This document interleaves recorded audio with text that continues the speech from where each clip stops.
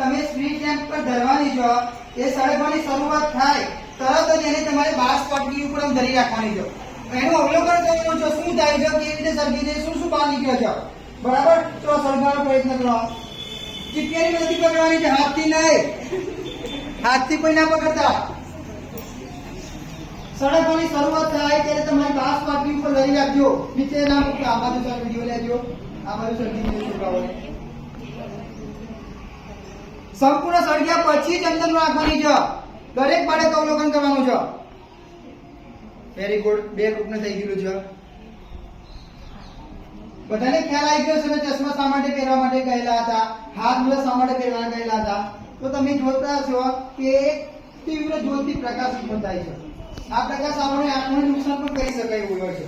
હવે જેને થઈ ગયો પ્રયોગ એ કેપની મદદથી, ચીપિયાની મદદથી કેપ પકડીને સ્ટ્રીટ લેમ્પ પર મૂકી દો તો ઓટોમેટિક